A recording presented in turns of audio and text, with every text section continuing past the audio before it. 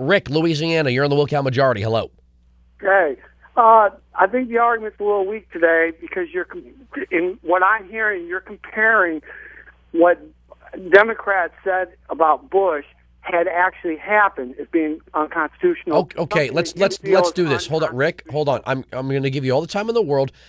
Tell me what Bush did that was unconstitutional and peg it to the specific portion of the Constitution that Bush violated. That's not the argument you're making. I'm exactly making that argument, sir. I'm making I'm making the exact argument that Democrats, in their own words, cannot answer a question where they get the authority to take over, or intervene, or run the healthcare system in any way, shape, or form. That this promoting general welfare clause has been debunked by the Federalist Papers, James Madison, and by Thomas Jefferson. Okay, so I don't know where the weakness is in the argument, or you just want to call up and say things and make yourself feel good about being on the radio. But there's no weakness to my argument, sir. Okay, now my turn. Yes, it's your turn. Thank you. What I'm saying is your argument is weak because these things happen, and the Democrats claim they happen, as what you said, Iraq and the abortion, and now I'm losing my train of thought. Okay, well, let me help you with this. Hold on, let me help you with this. Hold on, let me help you. I'm going to help you with this. The Democrats gave Bush the authority to go into Iraq. He didn't just order the troops in with unbeknownst to Congress. They gave him the authority. They made impassioned speeches about Saddam Hussein's weapons of mass destruction. So the Democrats were in on this from the beginning. As far as abortion, there is no abortion in the Constitution. True.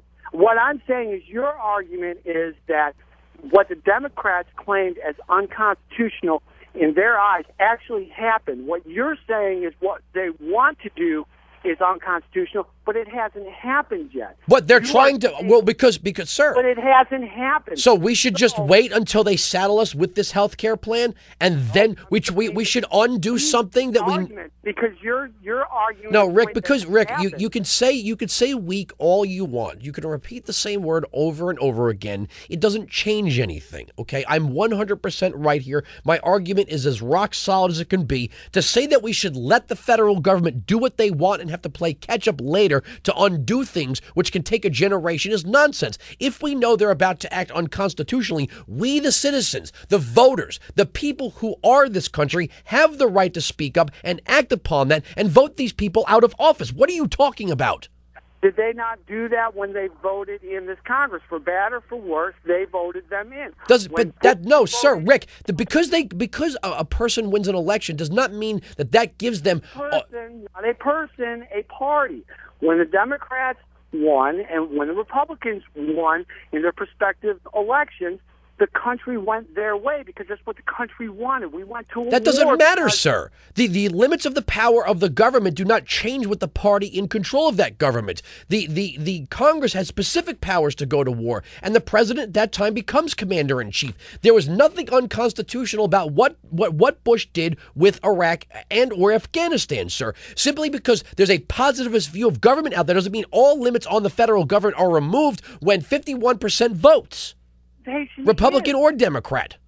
The representation asked for the war in Iraq because that's what people voted. They voted that Congress. That doesn't matter, sir. That's like said no, sir. Rick, you.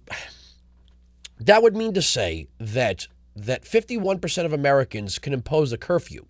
That 51% of Americans can legalize rape. That 51% of Americans can decide to drain the bank accounts of other citizens because the mob gets whatever it wants, so long as it's 51%. Is that what you believe? Yes, because that's what happened. Then why do we have a constitution, sir? Let's get rid of this freedom of speech. You can only say what's popular. You can only speak your mind if 51% want to hear you. You can only worship the way 51% of the population worships. You can only put things in the press that 51% want to read. You can only own guns if 51% say you can have them. You can only keep yourself private and secure in your papers if 51% of the population believes you have that. There is no Bill of Rights anymore because 51 said so. Goodbye. 1-866-95-PATRIOT.